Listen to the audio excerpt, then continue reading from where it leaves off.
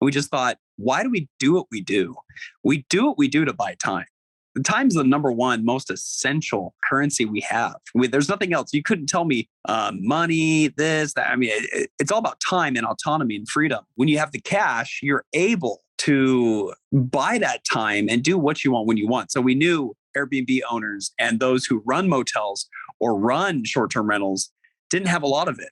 We noticed that they would complain. Yeah, I gotta check my inbox. I gotta help this guest. I gotta figure out this plumbing issue. I gotta restock all these supplies, these sheets, these linens, this toilet paper. It's just so much work. So we thought, okay, cool. What if we were to cut down the amount of hours to zero that you spent on it? What do you mean? Yeah, well, you go on a trip, go on a vacation, go do what you want, but don't give up your profits. You're listening to the Gorilla State Investing Podcast. We're not here to bruise your bananas with guru sales pitches, overrated fluff, or any other kind of monkey business. We simply provide the ground-pounding truth about what it takes to be successful in real estate. All right, Gorillas. Today we have a special show for you all the way from Arizona. We have Andrew LeBaron and Jacob Amezcua. These guys are with Iron Toro Capital. They invest in hotels and motels all across Arizona, Texas, and Florida. They've closed on 3 motels, and they got the 4th one under contract, and they've also done an 8-unit in Texas. Today's show is brought to you by From Middle Class to Millionaire Facebook group. Guys, all that we ask our listeners to do is pay the taxes. What is the taxes, Andrew? Like and join the Facebook group. That's right. If you nailed it, dude, no delay at all. Boom. Get in there. You hear taxes and you just freak out. Yeah. You want to run away. Best Facebook group in real estate on the planet. Jump in, get networking, find deals, find money. It's the best group, man. Get in there. That's right. If you get any value out of today's show from Jacob and Andrew, hit like on Spotify, iTunes, whatever it is, and jump on Facebook, join our group so you can network with these guys. All right, fellas. So I hit the wave tops of the intro, but I want to dig a little bit deeper on how you guys got started, how you two met, and how you got to where you are today. Right on. Well, we actually met a long time ago. We met almost a decade ago in the mission field. We served a mission for our church.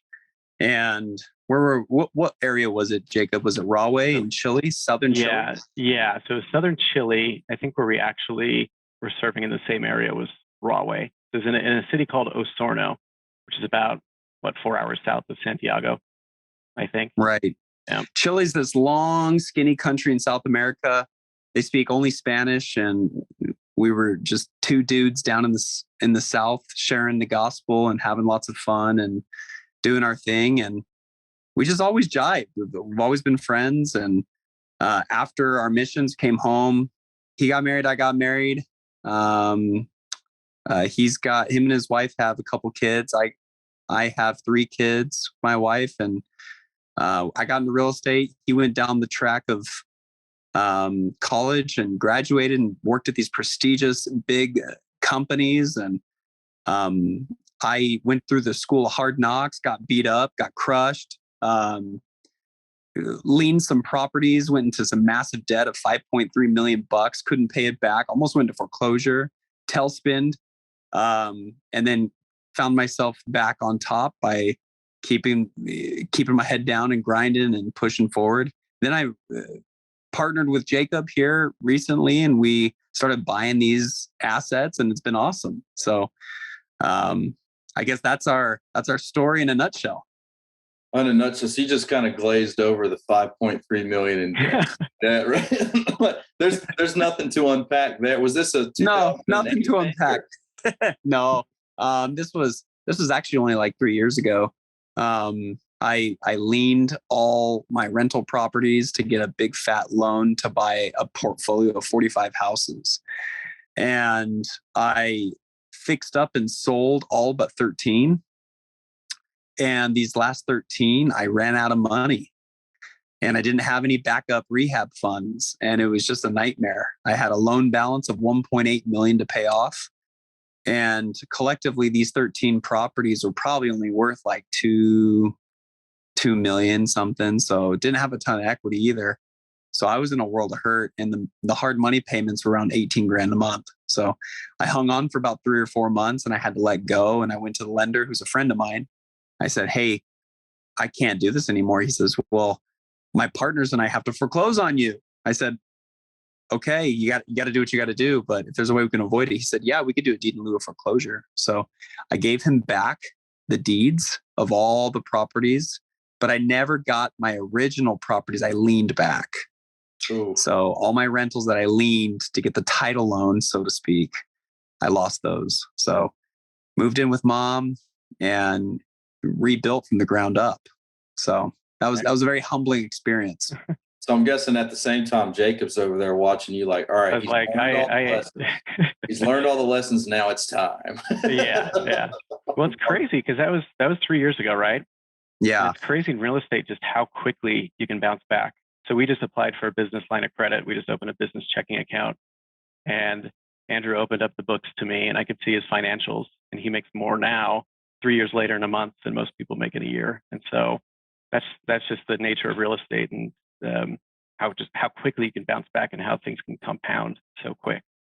And so, Andrew, these were single family portfolios that you were purchasing and basically, correct me if I'm wrong, but buying them, renovating them and flipping them. That's correct.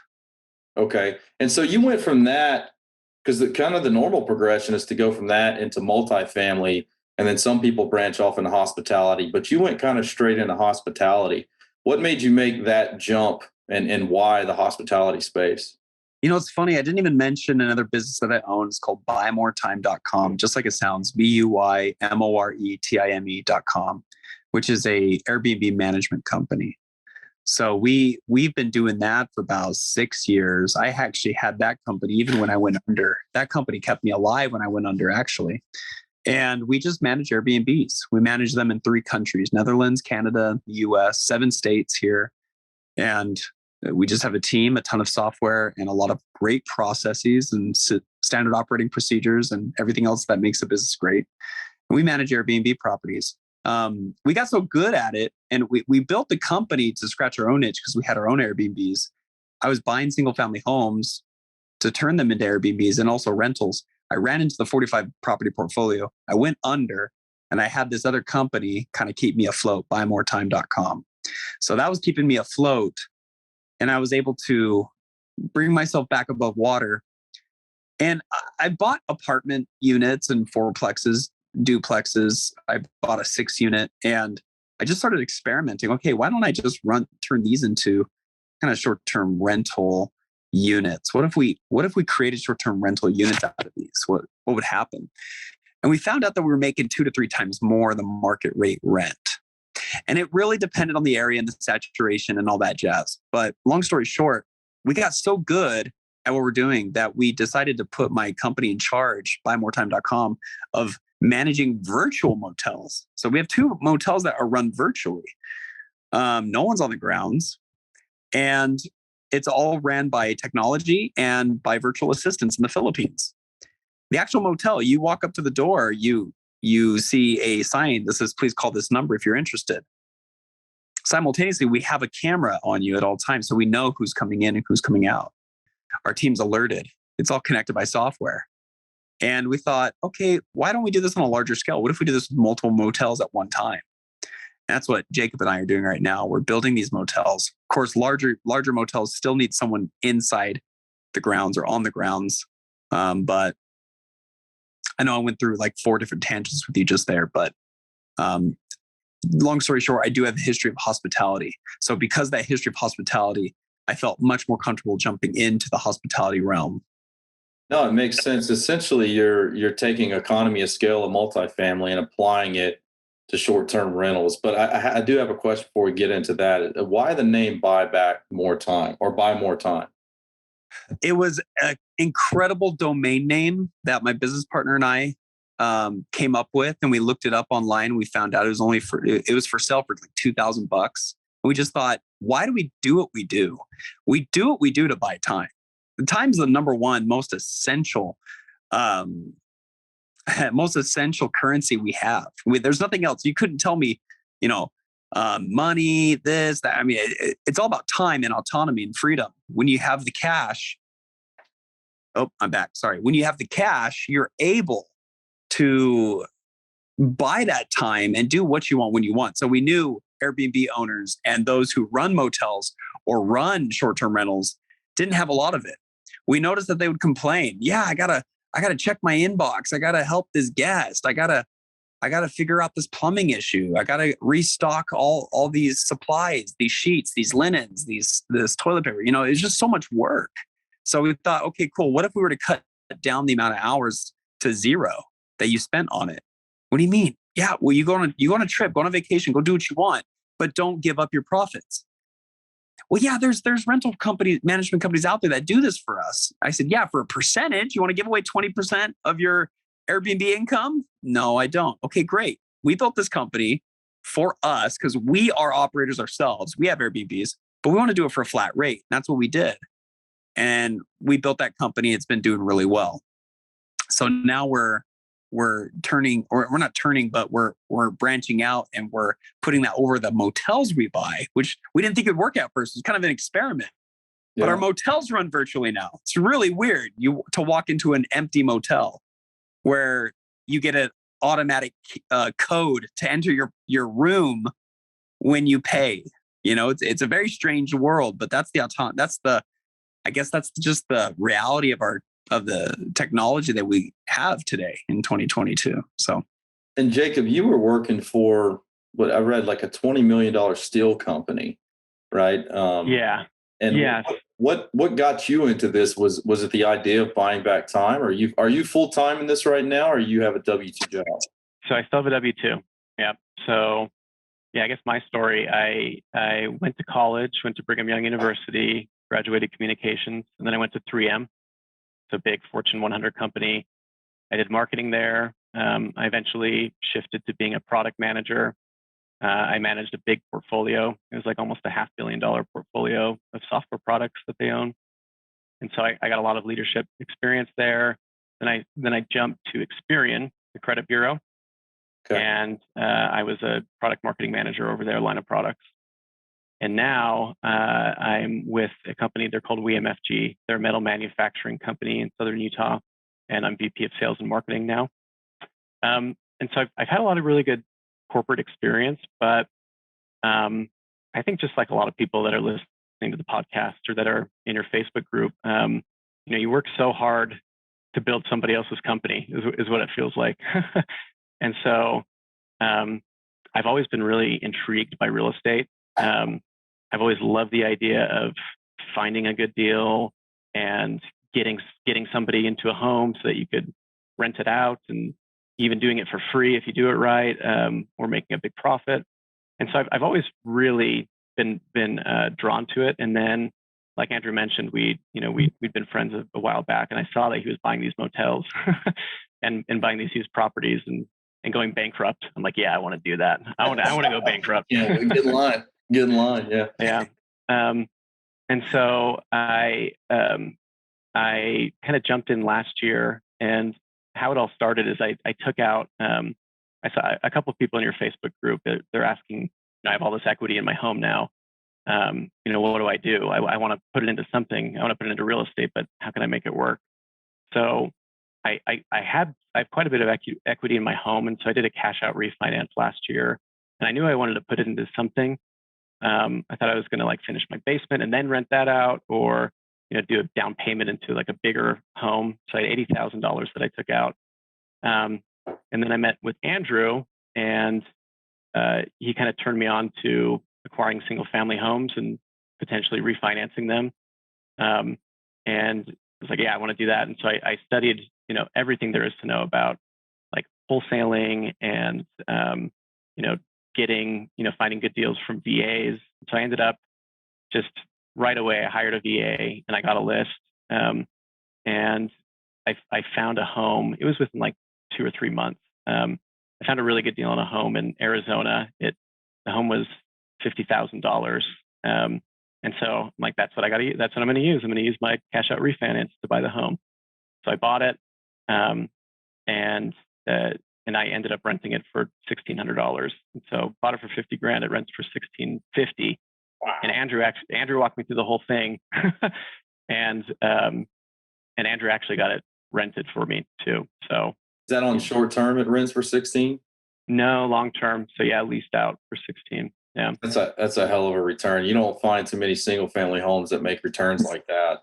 Yeah, it's awesome. Really lucky. Yeah, and so yeah, at the same time, so that was with the cash out refinance, and I had more equity in my home, and so at the same time, I got a HELOC, and I didn't really understand what a HELOC was before I got it, but it's basically just money that sits in your bank until you use it, and if you don't use it, you don't have to pay on it. But if you do use it, then you just pay interest-only payments. At least the HELOC that I have.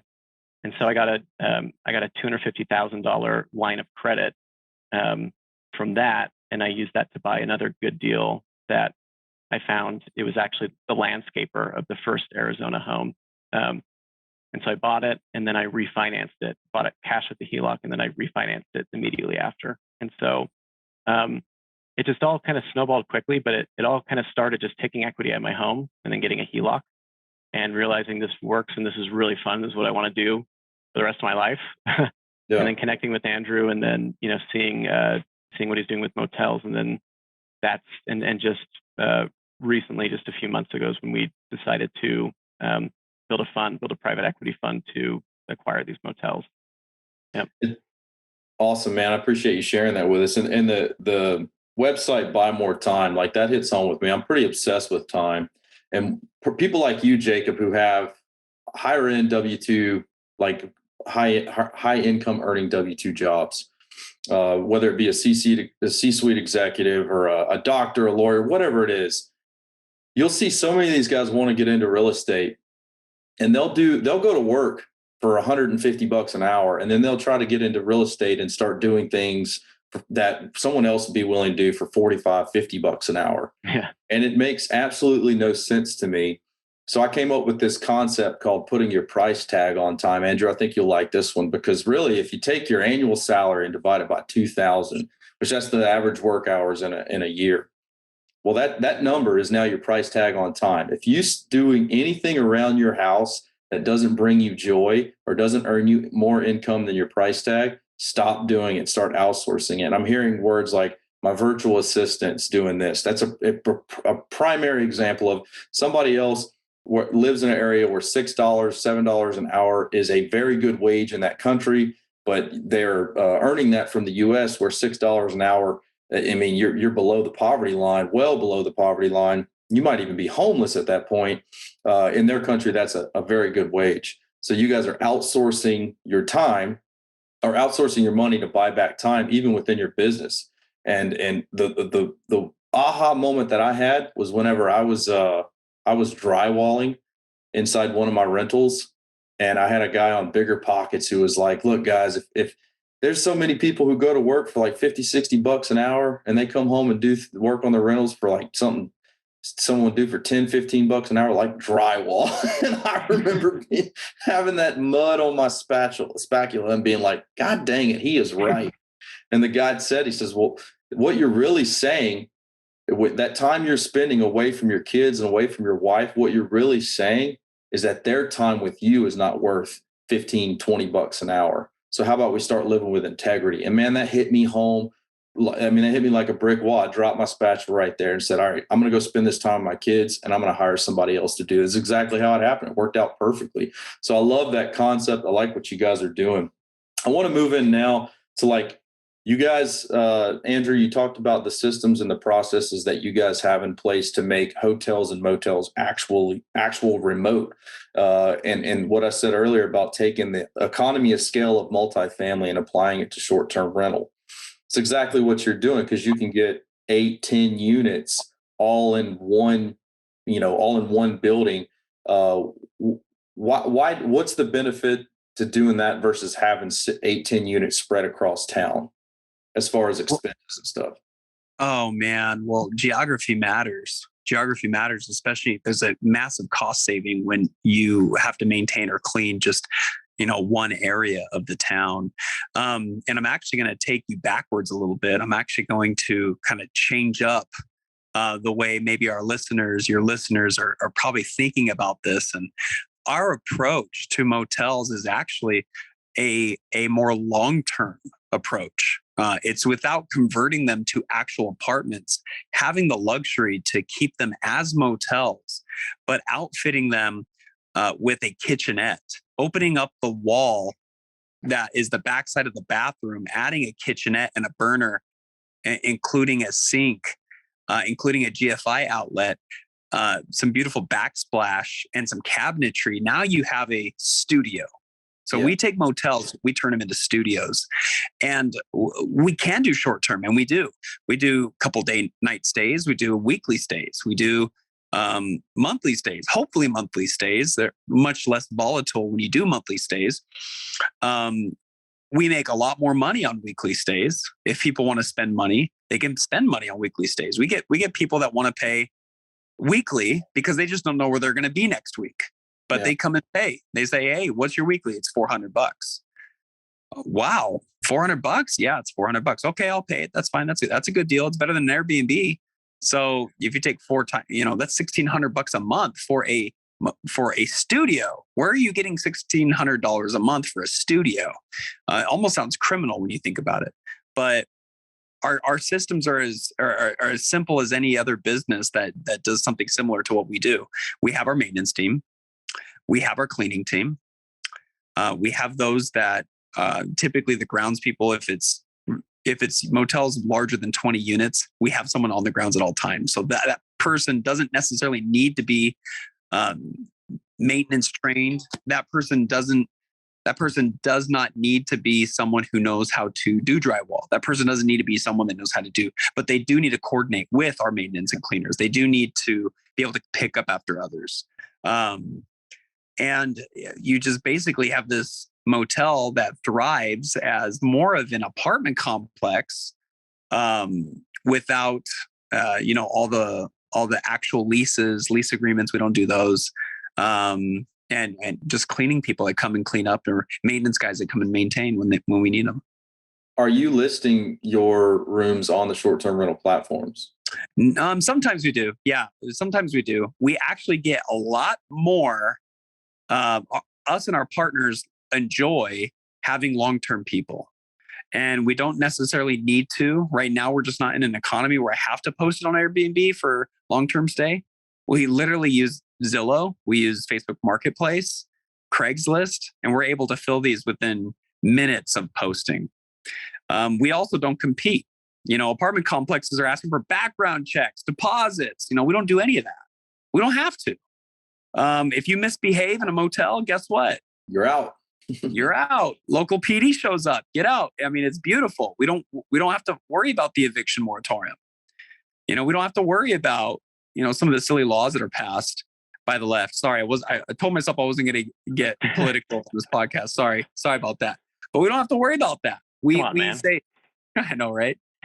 we say, here's a place for you. We're not calling you a tenant. I'm not having you sign an agreement. You do electronically agree to my rules as you check out on my checkout, or when we send you the link to pay. But when you don't follow those rules, you're out. And everyone's on their best behavior. I've only had to do that one time. Everyone, and when I did it that one time, the police showed up and they left before the police had to get nasty. So they already know you could have a pedophile in room 22. You could have a really awesome traveling nurse in room 23, and they could be right next to each other. No one's bugging. No one cares because everyone's on their best behavior. What is your avatar of a guest? Is it location dependent? Like what class of folks are your standard guests? Yeah, it's a great question. It really depends on the asset and where it's located. Most of our guests are between ages 25 to 40. That's where most of our guests are. That's the age range, which is kind of strange as young. Here's an interesting stat for the White Mountain Motel. It's close to a large operation. They're building a $130 million wind farm. So we get a lot of wind farm employees. and they come and they stay and they stay and pay exactly what we asked them to pay, and they're great. In another one in Northern Arizona, in Pinetop, there's a lot of older folks actually in that one. And I guess it's my more retirement area. And people come in with their social security checks and they fill in the difference. I don't know where they get the difference, but I don't ask. And they make the payment. But yeah, between 25 and 40. A lot of young people that don't get, married right off the bat. They don't have tons of kids. We're seeing that more and more. So single life and studio life, or efficiency unit life, is becoming more and more of a no-brainer, especially as inflation increases, especially as rents hike up. I joke with people I check inflation based on the cost of avocados. Avocado is probably one of my favorite things, because you make one of the greatest foods ever, is guacamole. And guacamole didn't used to be $3 for one avocado. So I'm thinking to myself, hold on, if we're leasing out these rooms for less than market rent, our guests can make guacamole and they're happy. I joke with people like that, but they're anyways, my point is, we make affordable places. We don't do subsidies. We're not subsidized, right? We have affordable units with everything you need. You don't need to call the utilities company to turn on the electricity. You don't need to set up power. You don't need to set up sewer, water, trash. You don't need to set up internet. Heck, we have a TV. Heck, it's furnished, stay as long as you like. The way I like to look at like short-term, and we shouldn't call it short-term rentals. It is a motel, but essentially you guys are like the 7-Eleven of real estate, right? Where that's willing cool to pay more, where multifamily is kind of like the Walmart. Like, the people are willing to pay more. You're selling convenience. You're selling exactly what you said. Move in, turnkey ready. You get a room tonight. You don't have a lot of background. There's not a lot of commitment, and people who are mobile or transient don't really want to commit to a certain location for an extended period of time. They don't want to commit to furniture. They don't want to commit to a mortgage. They're just looking for a place to stay right now, and then they move on with their lives. And you guys kind of fit that need. And motels usually, I like to use the word hotel over motel. For some reason, that M over that H has like a better sound to it. But I like that thought process of, pretty much just selling the convenience of a place to stay to people. And Jacob, what is it you were going to say? Yeah, well, the cool thing is they don't have to stay for a long time, but they could. Like, they could stay a year. They could get approved instantly and lease it out for an entire year. And so, like, the area that I think we're both really excited to get into now is Southern Texas. So the 8-unit apartment complex is in McAllen, Texas.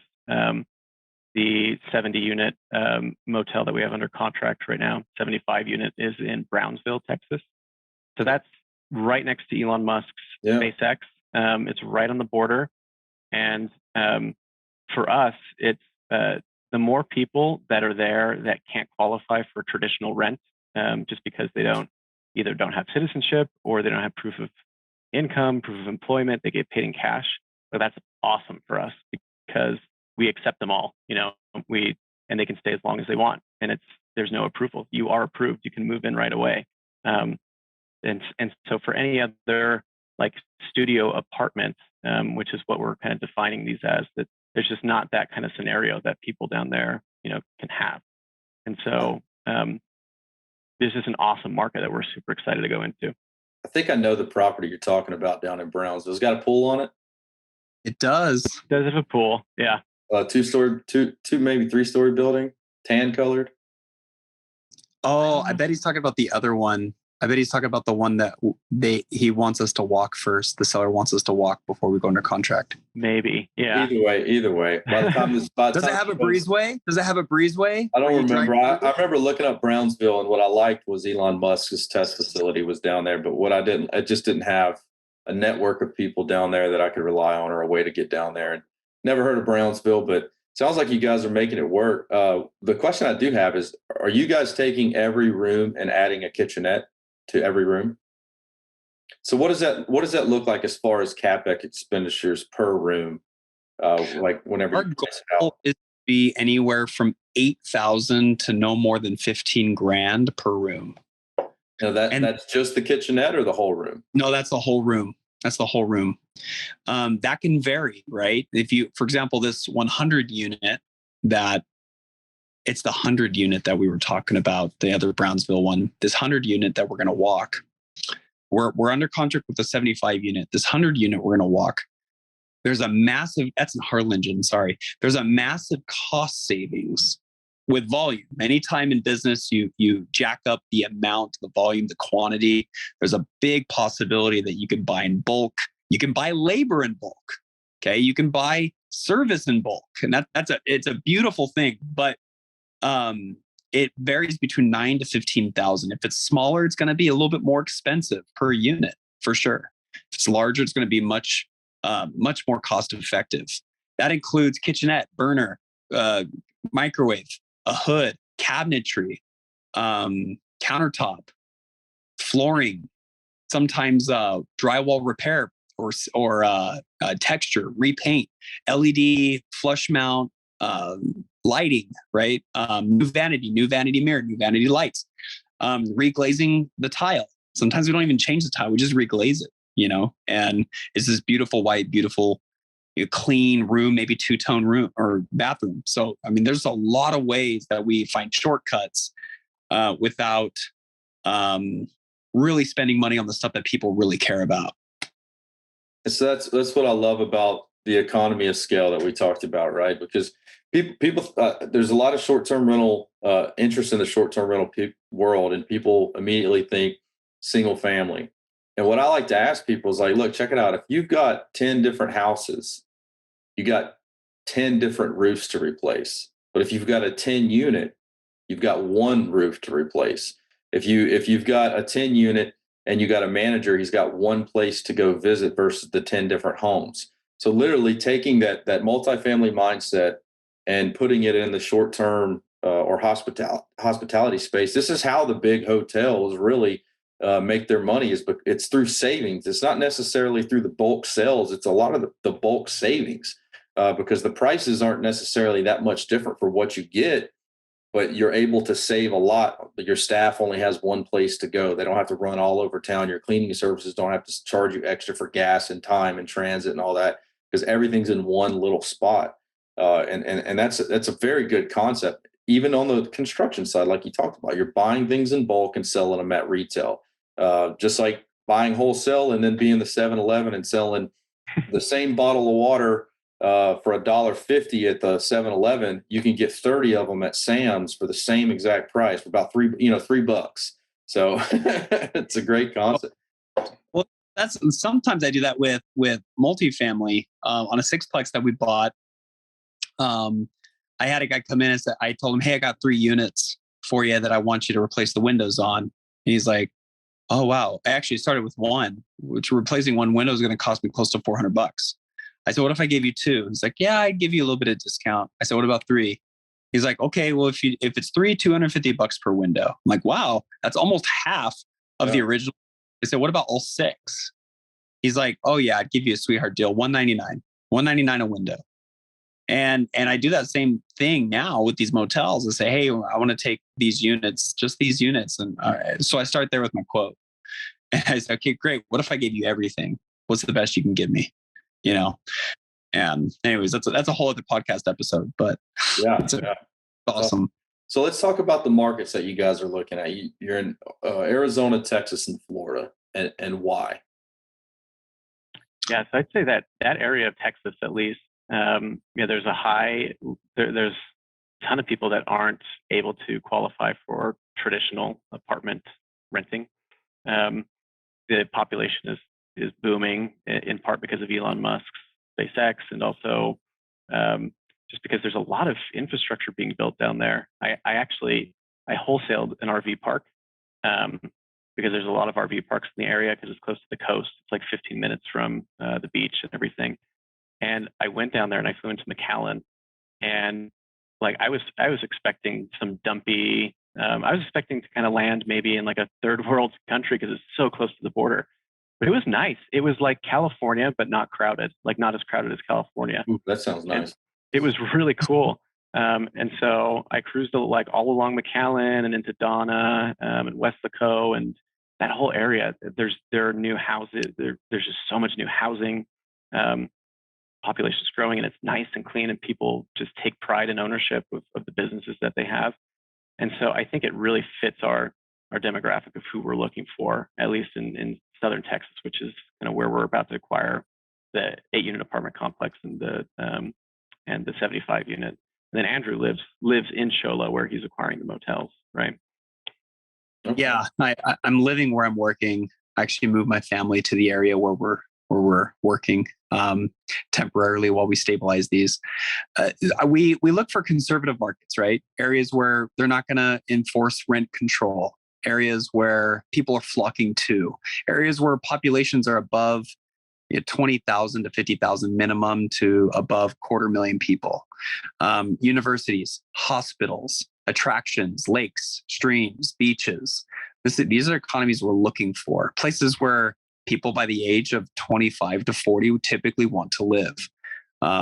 It's pretty granular, but when you look at all the data and you look at rent rates, you look at availability and inventory, that's ultimately what makes our decision.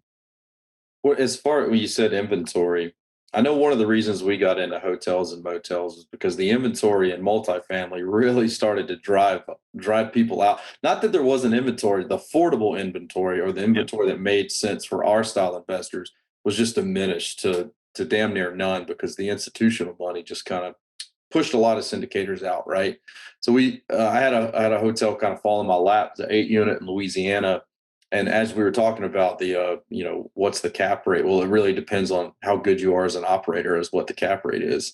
The selling cap rate, it can be whatever the market bears or whatever somebody's willing to pay for it. But what I noticed was there's a lot more inventory. There's actual off-market deals, mom and pop operations looking to get out in the hotel motel space versus multifamily space, larger multifamily. There's not a lot of mom and pop operators anymore. It's all professional, institutional people who you're not going to get a deal from. They know the value, they know what it's worth. They're not tired of doing it. They're turning and burning for a profit. They're not trying to just get out and retire. Are you guys seeing the same thing as far as I heard you say, Jacob, that you wholesale to RV park, which tells me that you're looking for off-market deals and you have some sort of system in place to reach out to these mom and pop operators. What are you guys seeing as far as inventory in the hotel industry? Oh, I would totally agree. I mean, this property, the one in Brownsville, is actually off market, but I reached out to a realtor and it had been on the market for a long time before and nobody was interested in it. This other one in Harlingen that we're about to get under contract, it's been on the market for over a year. We had a different one that we wanted to get under contract. The seller ended up backing out, but I think they think of hotels as hotels and running them as hotels, and they don't want to be a hotel owner. They don't want to run a hotel.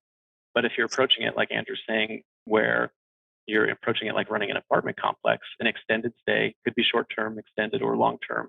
I think there is a huge opportunity that is either being overlooked or it's just not as popular or as straightforward as traditional apartment complexes are. But and we were running the numbers that it's literally the cost per unit is like half or even more than half of what we're seeing for between motels and apartments. So I would totally agree with that. A lot of people tend to look at multifamily asset classes. They want 2-bedroom, 1 bath, 3-bedroom, 2 baths. They try to stay away from the studios because it's such a transient market. Like you can charge more per square foot, but your turnover rate, your occupancy is fairly low. So your turnover rate's high, your occupancy is low compared to like long-term leased multifamily, especially in today's market. What are you guys seeing as far as occupancy with this model? Very standard 80 to 85% total occupancy. So, I mean, it's funny because each asset's so different. There's so many different variables in that question, right? But if you were able to take a look at an asset that required background checks, deposits, qualification, everything else versus something that's already done for you and you already qualify, and there's no deposit. You just step right inside. It's fairly easy to fill these, very easy. Because of the ease and convenience, it's usually much higher than most people think. Most people think we're like half booked, and that's not the case. Like we're very close to 90%, if not higher. I stay conservative when I talk to investors, and I say 80-85% is a goal target reality, but we're typically much higher than that. You asked a question about finding these deals like off market. I think one of the greatest ways is to communicate with brokers and agents and let them know, listen, I want your weird boutique motel deals, boutique hotel deals, stuff that's, minimum 20 units to there's no cap, like 300 units, 300 rooms, send it to me. And some of the best products out there are only 2-story. They're not 3-story. Okay. 3-story gets kind of crowded, especially imagine having, 150 units and you have a 3rd story. It's just a lot of strange people of that demographic popped on top of each other. So we focus on 2-story only. For the most part, if there's 3-story, we'll still look at it. We do like there to be some ample room in between the units or the rooms. Some of these motels, Ramsey, they look like apartments already. Some of the boutique motels, if you look at the 2-story kind of with the railing and the landing, they look like apartments already. You think to yourself, that thing's an apartment complex. And it's not, it's a motel.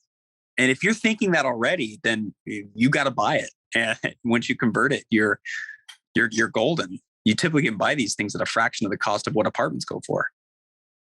Yeah, it's interesting. You say that the 3-story, it's the 2 that, well, we have one under contract now, but the one that we have is 2-story. And 3-story is kind of like not high enough for an elevator, but it's too high for anyone to feel like it's convenient to do that flight of stairs all the way up to the 3rd story. So I get what you're saying with that. So your customer, I don't want to stay on the 3rd story of any hotel. I got to go up the stairs every day.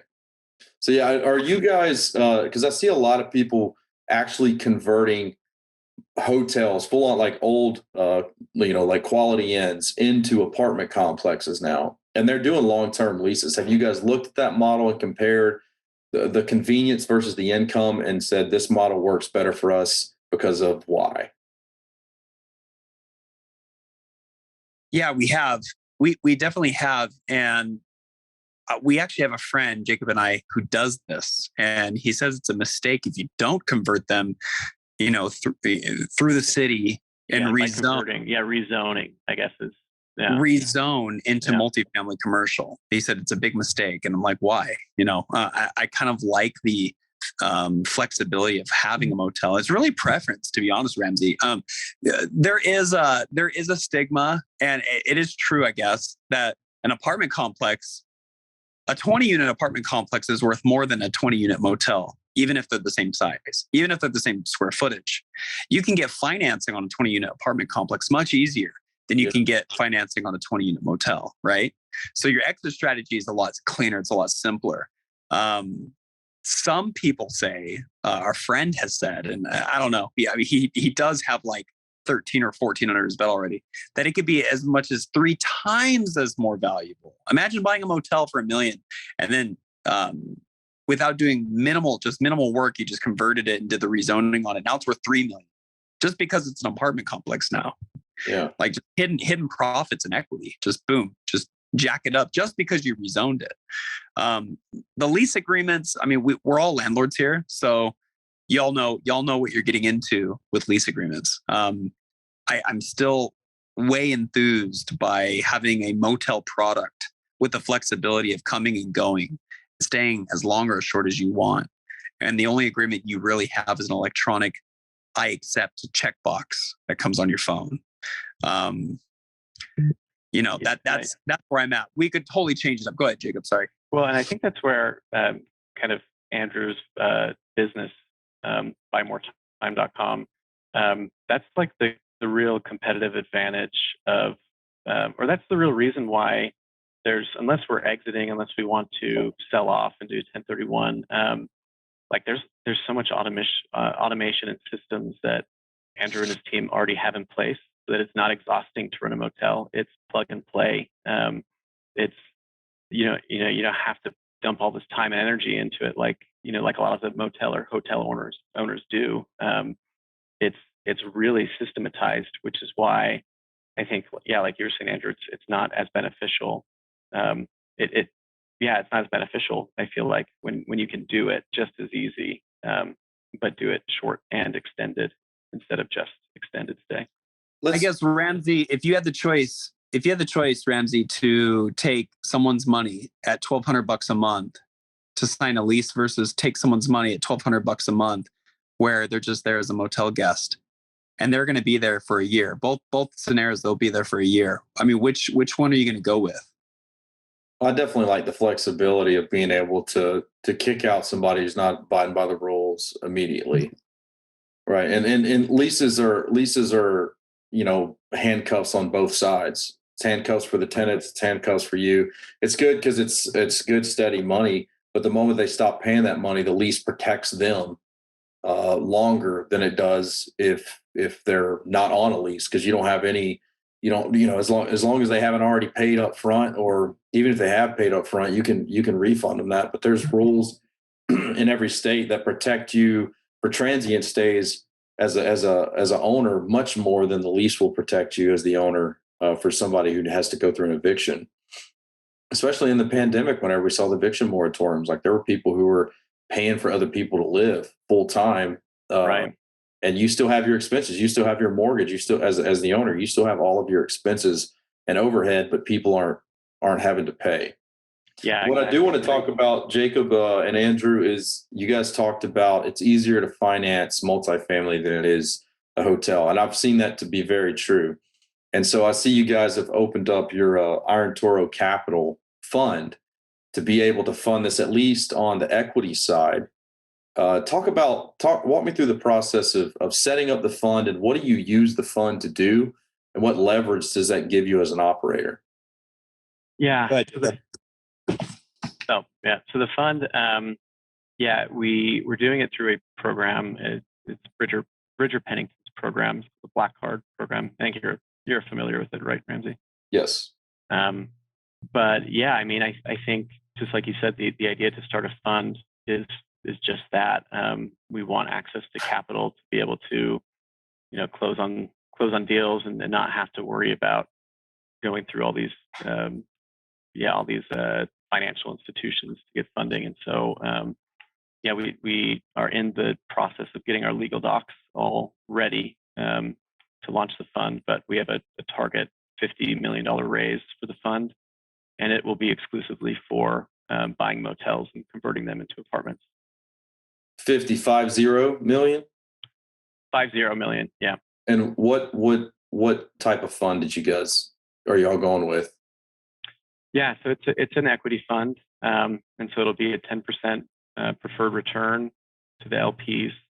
Then it'll be a 80-20 carried interest split, and then once the LPs hit a 20% IRR, then it switches to a 50-50 split carried interest between the GPs and the LPs. Is that it's a Regulation D? Yeah, it's a Regulation D 506C fund. Okay, so you guys have the ability to advertise to that. Correct. And because I mentioned me and my partners last weekend were in Vegas at a fund symposium. It wasn't Bridger's. Did you guys go to Vegas to Bridger's fund symposium? We actually didn't. we joined his group and everything, and everybody's so bummed we didn't go. We should have, but we're busy. We're doing other things right now. But so we went to Joel Block's with Bullseye Capital, and I want to kind of compare the two, because how much is it costing you guys to set up your fund, your Reg D 506C? $25,000. $25,000, and so $25,000 gets paid up front, and then I'm guessing that's an expense to the fund itself, right? So that gets calculated in the expenses of the fund, or is that out of pocket for you guys? I'm sure our accountant wouldn't mind if we expended that. I'm sure we could expense it. Yeah, it was out of pocket for sure. It was out of pocket, but we paid that out of pocket so that we could build this, and it's on top of just building getting with the attorneys and building the PPM and the LPA and the actual SEC filing. We can we can lean on other people who are fund managers themselves. They actually do this. They're in real estate funds right now. They've been through the pitfalls. They tell you how they've raised capital.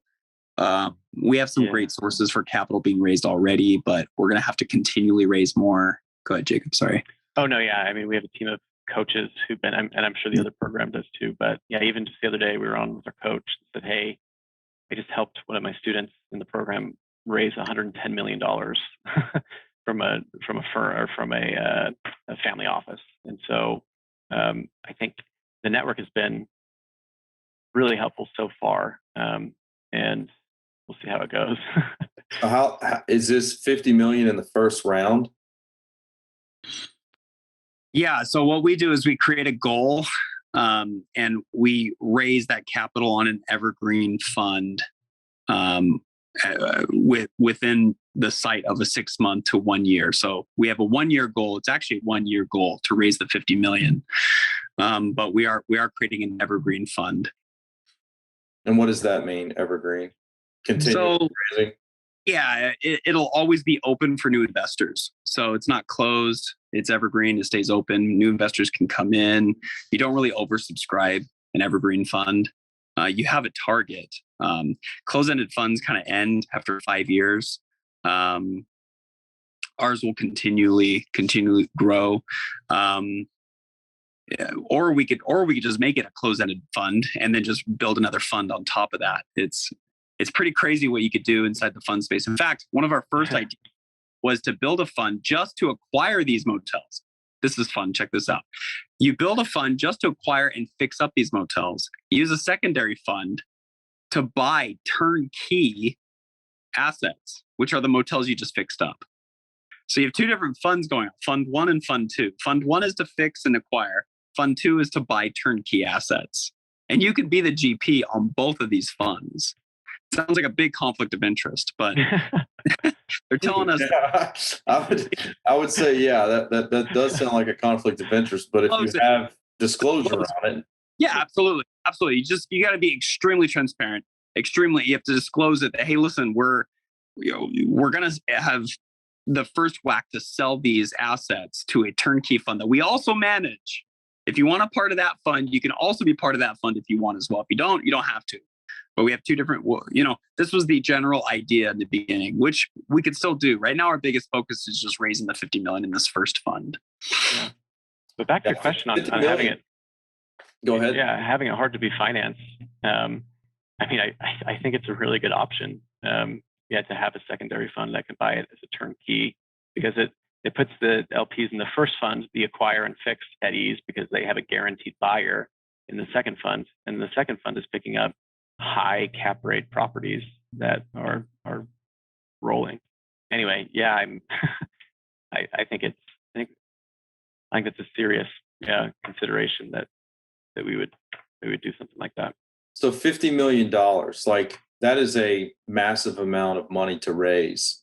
What's the strategy on that? Like how do you guys go from basically, like you said, Jacob, your cash out, refi your own home, doing HELOCs, to, all right, we're going to raise $50 million. Like there's got to be a strategy behind this, because if you go for 50 and you land on 20, does everybody look at it as a failure? Well, I mean, raising $20 million in my mind is never a failure.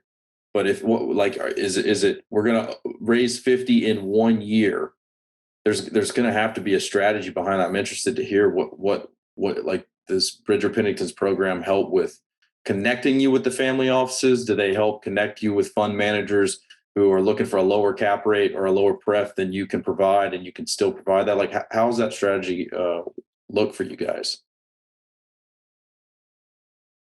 Yeah, so it's honestly, raising money is something I've been doing for a long time. Raising capital is really about building trust and showing proof of your value. If you can show proof that you could do what you say you're going to do, and you are an honest person, you're going to be able to raise a lot of money. And really, you're building a funnel, right? You're building a network, a brand, and you're showing proof of your current projects over and over and over again. It's this repeat cycle of content, proof, storyboard. You're moving on to the next project. Hey, we just acquired this next project. Who wants to jump in? You're building this massive funnel. You're giving away tons of value. You're giving away tons of content. You're giving away tons of help.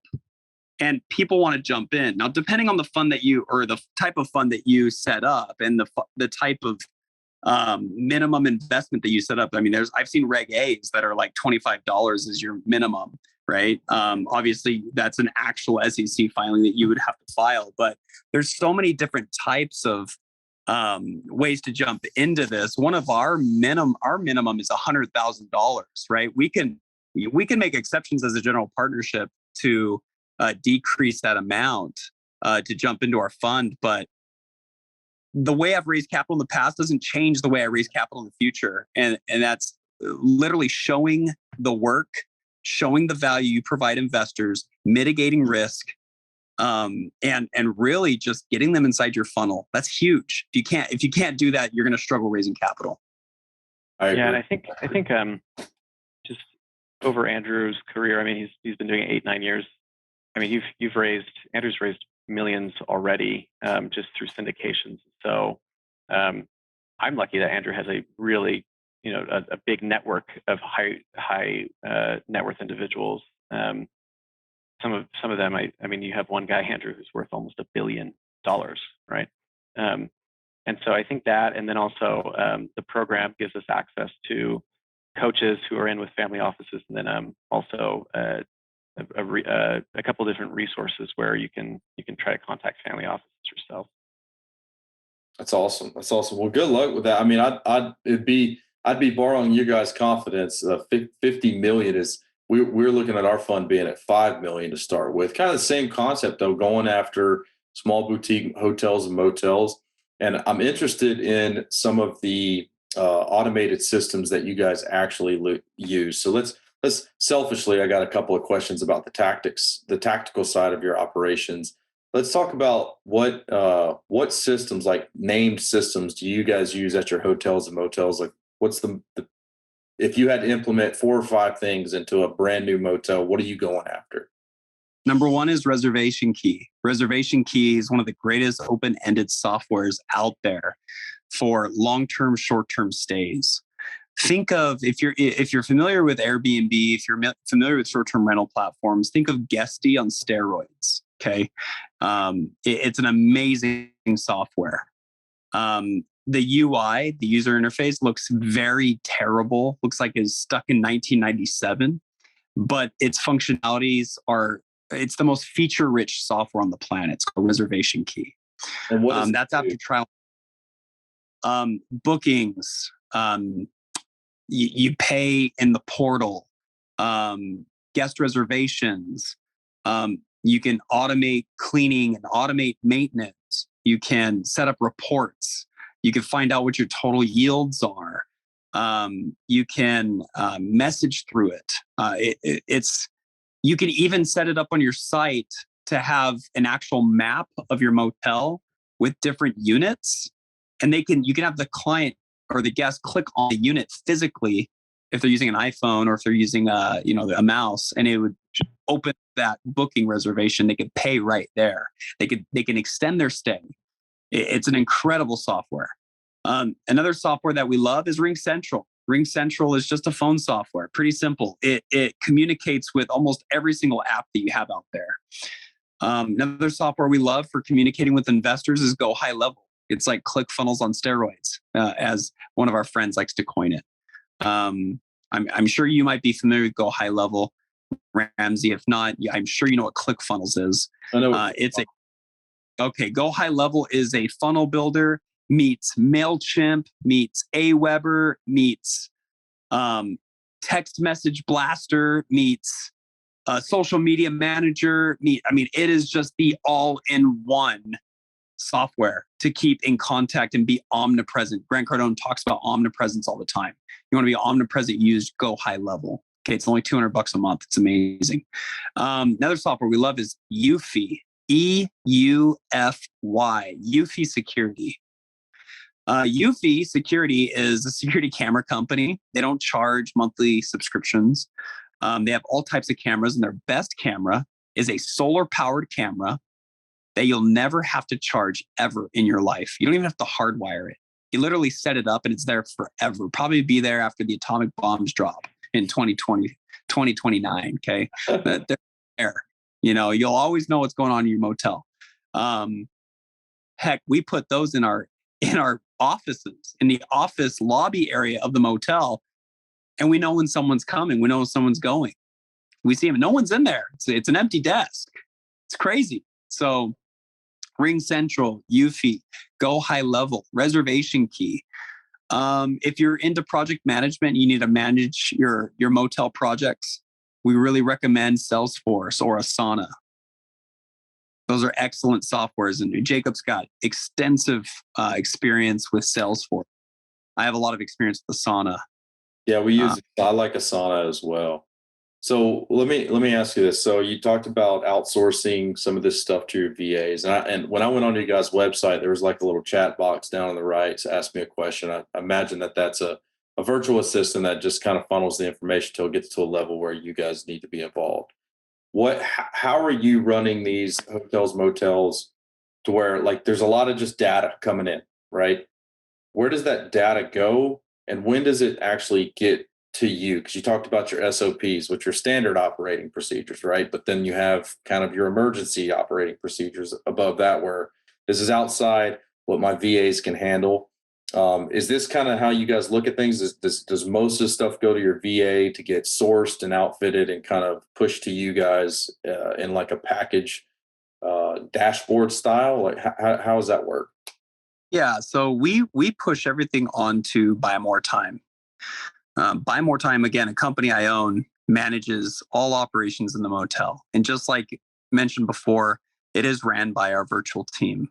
Our virtual team has different levels. We have just the regular CSR, customer service representative. We have a manager. We have a sales and relations pro.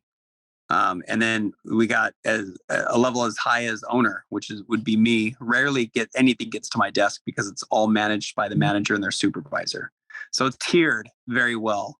I come from a corporate background. I used to be a manager at JP Morgan Chase. So I literally copied and pasted what we did at the bank over to this company years ago. And this is what we have left. So super structured. I don't get bothered much at all. I get reports all the time. I get notified, hey, this is what happened this week. New reservations, some cancellations, some credit card reversals. We have something called incidents where they're typically stressful situations or incidents with guests or with employees. We have an incident report. It sounds like corporate America 101.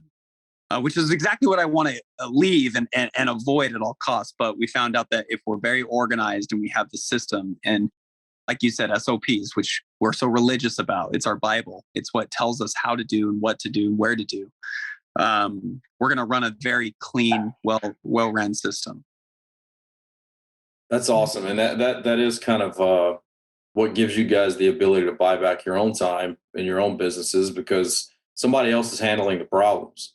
Like right now, our little hotel in Louisiana has a hotel manager. It's got two of them. They're on site.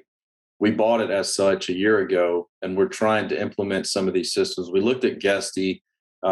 We looked at a couple of, like right now, we use Anon systems, which, like you said, it's stuck in the 70s. The interface is horrible. It sounds kind of familiar, the reservation key, because you can do a lot with it. It's just not as user-friendly as I would like. But I'm interested because part of our brand in the hotel is, or maybe this is just a limiting belief, is the front office ladies and their charm and stuff like that. And they work for, I think they $12 to $15 an hour. It's small town America, so that's a living wage there. And that the customer base that we have right now wants to see those ladies there, like they kind of expect it. But we're trying to attract other customers, more youthful customers. We went and had a photo shoot done with a couple Instagram influencers out there, some more trendy photos to attract a little bit more youth to it, because the people that stay right now, our average customer is 50 to 75 years old, right? It's a different demographic. And that just goes to show you how different business plans in different regions have different, I call them avatars of their customers. So we started posting, listing some of our units with a bit more of a theme to it on some of the short-term rental platforms. And sure enough, a couple of the bookings started coming in from a different customer base, kind of like a whole completely different stream of revenue, because those people, the younger, I guess, millennials, or below, I don't know what the generation after millennial is, like Generation Y. Gen Z, I think. They don't want to speak to somebody when they go check into them. Yeah. They want to be remote. Don't talk to me. I want to go straight to my room. I'm dropping my bags. I'm going to do all the things, take pictures of myself, and then I'm heading back to sleep. And they want to be on short-term rental platforms so they can read reviews. It's a completely different dynamic that we weren't bringing in before. So that's kind of the business strategy that we're going right now. But I'd be interested to see, because one of the problems that we do need to overcome is if people are expecting someone to be there, well, then they need to be there during business hours. How do we get that after business hours check-in dialed in? It sounds like some of these systems you guys got, we need to implement in our motel. Yeah, Buy More Time is 24/7. So we leverage Buy More Time, which is 24/7, man. Like you got a 2 a.m. guest, your 2 a.m. guest is getting taken care of. And that's Airbnbs, that's motels, that's, whatever it is, everything is inside of the central hub. We actually use two. We actually use Guesty. We're one of the first users of Guesty. We're one of the pioneers. And then we use Reservation Key for some larger projects. Awesome. Well, guys, what I want to do now is move into asking you some of the questions that I ask every guest and see how your answers differ from them. The first question I have, and I'm going to ask each of you guys to answer it individually, is what is your definition of success? What does success look like to you? Yeah. So for me, I've thought about this a lot because I've been really, really, really miserable with corporate, like in my corporate career. Not all the time, but a lot of the time. And success to me, where I ultimately want to get to, is I want to be able to do what I want, when I want to, with the people that I want to be with for however long I want to do that for. And so that's kind of what I've gone by. Do what I want, when I want to, with the people I want to be with for however long I want to do it for. That's an awesome answer. My answer is very similar to that. It's do what I want to do when I want to do it, or do the things I want to do because I can, and not have to do the things I don't want to because I don't have to. So it's pretty much exactly the same. That's awesome. That's a great answer. Andrew, what's your answer? Well, mine doesn't vary much differently than both of yours. It's autonomy, right? But it's autonomy and impact. I think when you can impact people, you're successful. You've made it to a level where you can give away something to someone else. You hired 2 people in your motel in Louisiana. You're impacting them. That's, to me, you're a success, Ramsey. When you can help a family feed themselves, that's successful. I think it's paired with autonomy, though. It's crazy because success is autonomy because you're giving someone else a chance to make a living. It's crazy. Like, you're gonna win.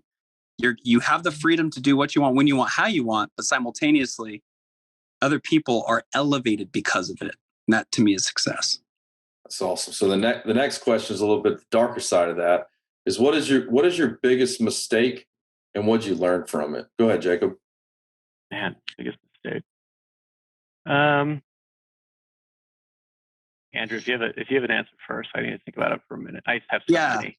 I got you. I got my biggest mistake, man. I got a list of them, though. I can't just give you one. You said biggest. My biggest mistake is not investing not investing in myself as fast or as big as I should have in the beginning. I should have invested in myself big time and faster. I lost so much time. Heck, that's why I named a company Buy More Time, because I figured out that time was like literally jewels to me. Time was platinum to me. Time was everything to me. And I wasted time. So I would say my biggest mistake is loss of time and not thinking big enough in the beginning, quick enough. Another big mistake is selling anything. I shouldn't have sold anything I bought. Nothing that I bought, I should have sold. I bought over 150 properties. I shouldn't have sold any of those at any time. Should have kept them. Anyways, I hope that was enough time for you, Jacob. Yeah. My biggest mistake, I'd say, is just focusing on the wrong goals. So when I was working, right out of college, my goal was to become a level 10 employee. Because a level 10 employee gets $100,000. That was my big goal. And then my next goal was to become a level 11 employee in 3M, so I can get a 10% bump. And it was and I didn't really, so that, Ramsey, when you asked the first question, that wasn't my goal. My goal, I never kind of took a step back and say, okay, what's my real goal? Like, let's say, let's say money didn't matter. Like, what do I want to do? And so I think if I would have had that goal from the beginning and really thought about it instead of trying to, I think I was like became indoctrinated with like the college corporate rat race and everything like that. But if I would have had that sooner, I just got so miserable that I really had to take a step back and say, okay, what do I really want and how do I get there? And so I don't know, every hard thing though, every mistake happens for a reason. And if you learn from it, it builds your character and everything. And so I don't think you can grow as quickly without mistakes. So it's, but that's something that, I wish I could have had a little bit sooner. Yeah, it sounds like you climbed to the top of the ladder and then realized it was leaning against the wrong building. That's a powerful thing to think about, because I bet there's a lot of people. In fact, I know there's a lot of people out there right now that are just climbing a ladder. Right. Well, this is what I do, and I got to get to the top of it. But is it the right ladder? Is it one that you care to be on the top of?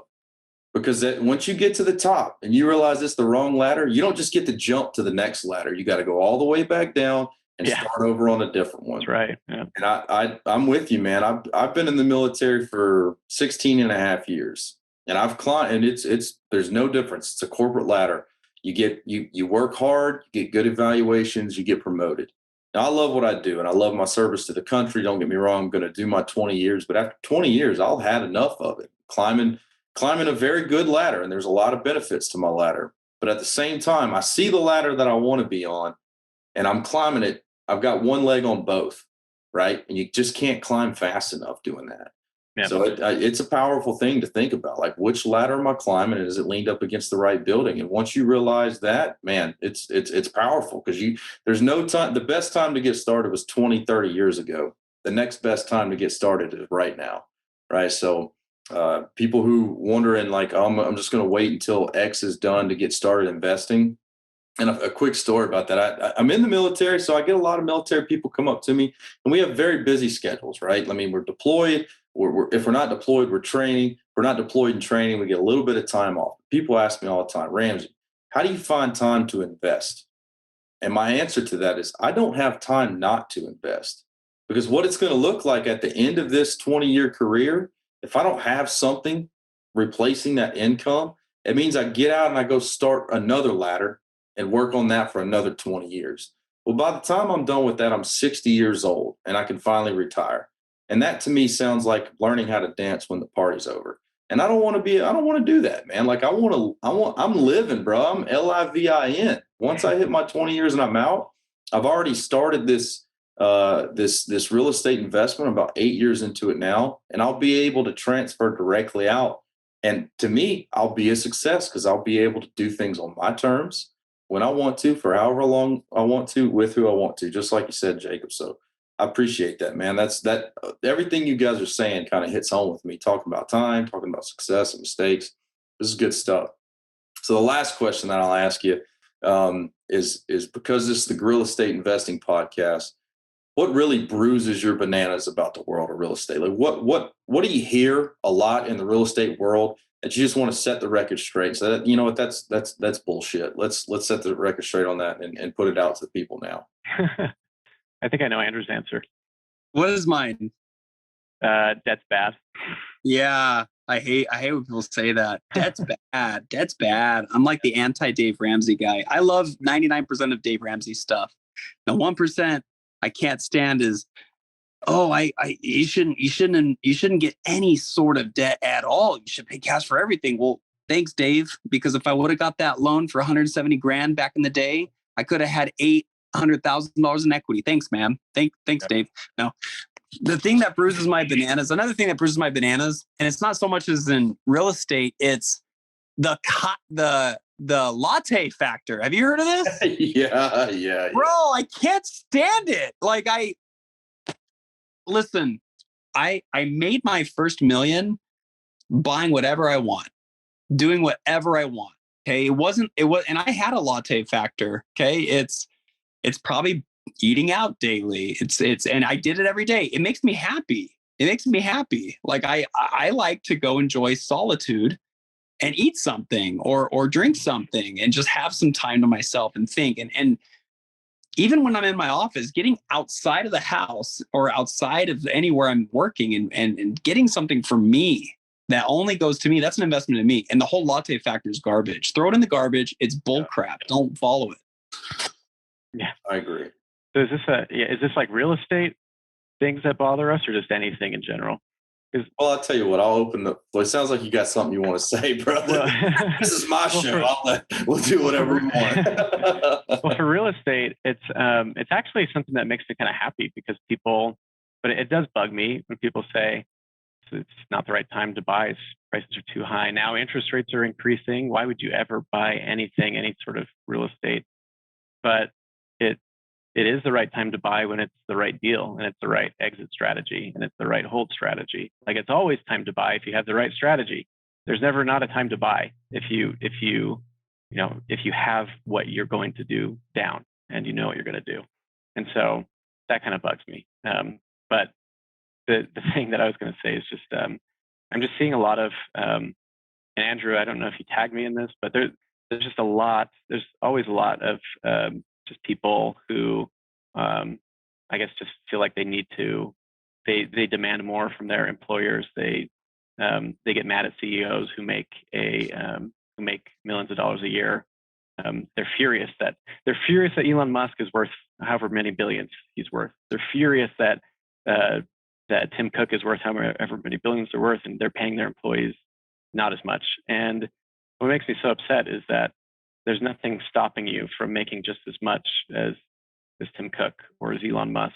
And I get that, W-2, I get that employers should treat their employees fairly, but I made up my mind a long time ago. I'm never asking anybody, I'm never going to ask my boss for a raise. If anything, I'm going to ask him for less money because I'm going to be making my own money.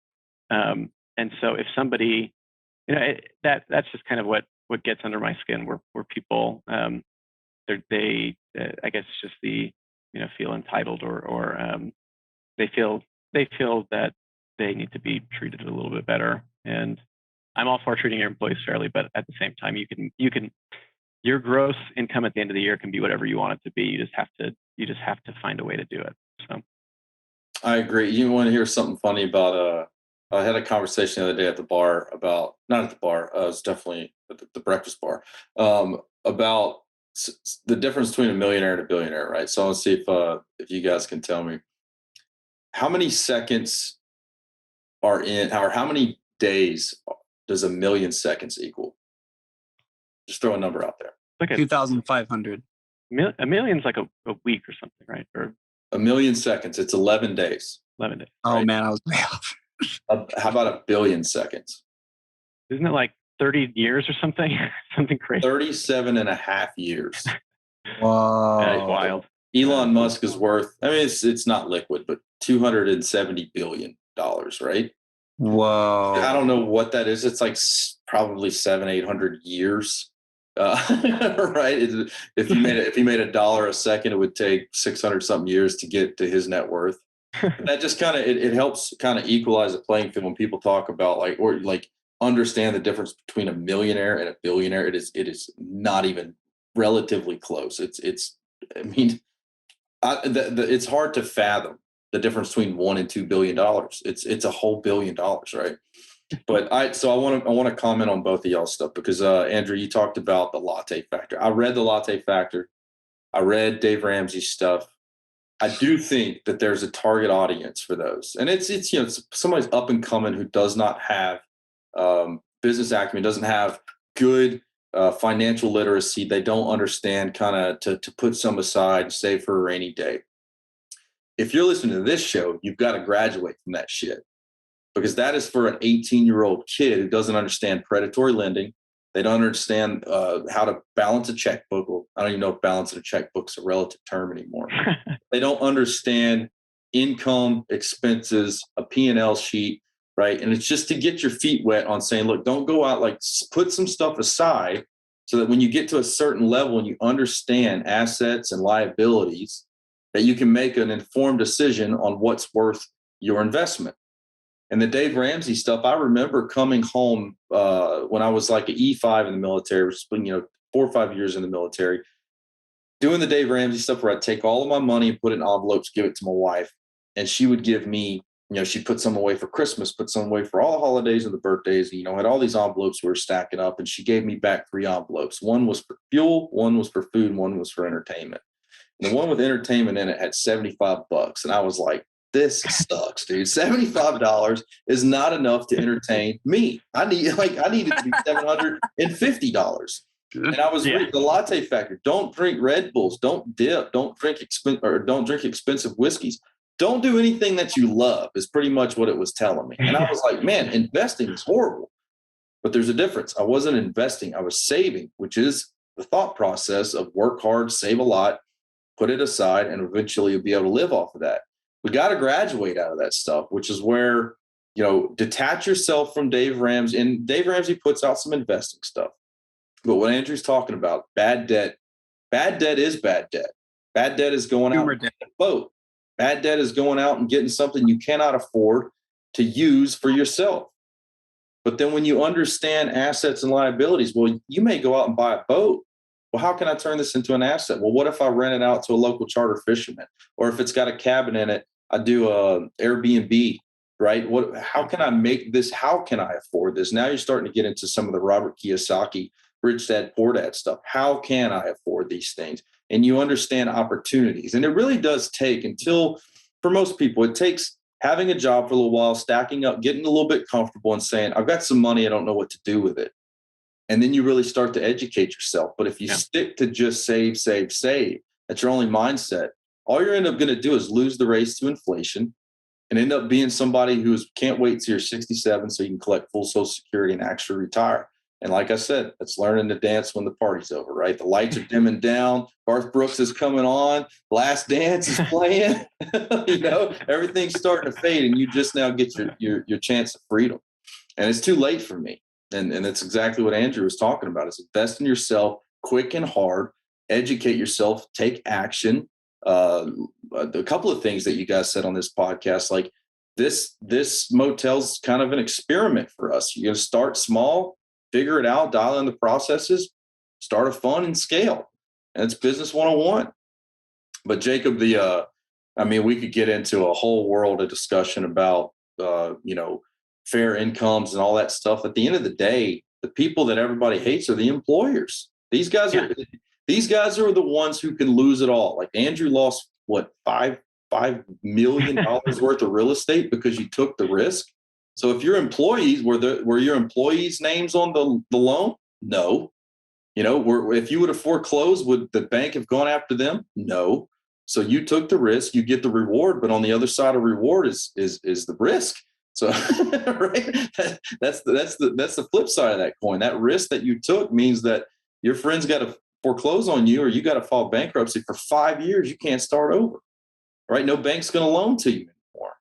So you put yourself on the line, and you know what? It didn't work out that time, but you got your tuition to real estate college, and now look at you rocking and rolling. You guys are going after 50 million. So, man, a lot of good nuggets on this show. People listen to this. This is good stuff. You guys are about to start your fund. You've got a track record going. It's about to close on your 4th motel. You've got some systems and policies in place. If people want to learn more about how to invest in your fund or reach out to you guys, get a hold to you and put some dollars behind you, give you some of that ballast, how do they do so? You can email us at info@irontorocapital.com. Okay. info@irontorocapital.com. Okay. What about your social handles? You guys, anybody reach out to you social media? I know, Jacob, I know you're pretty active on social media. You reached out to me, correct? Yeah. I would either reach out to Andrew or me just directly on Facebook. Andrew is way more active than I am. I feel like that's where you've syndicated the majority of your deals, right? Yeah, it's all been Facebook. It's crazy. Yeah. Andrew LeBaron, just look me up on Facebook. Send me a friend request. Go into the From Middle Class to Millionaire Facebook group and reach out. Heck yeah. That's where it's at. The best Facebook group in all of Facebook, Middle Class to Millionaire. Get on there. Yeah. You guys are doing a great job. It's hard to build a Facebook group. There are billions of Facebook groups. So I think you guys are building a really good community. I think it's a cool concept, and I mean, you doing your podcast and everything. I think it's going to be a really cool place for everyone. It's a great community so far. So you remember in basic training or maybe in football when your sergeant or your coach would say, it's a great day. And what was the response? To be alive. That's right. To be alive, sir. Yeah. It's a great day. To join the Facebook group, sir. Yeah. Log in right now. Sign up.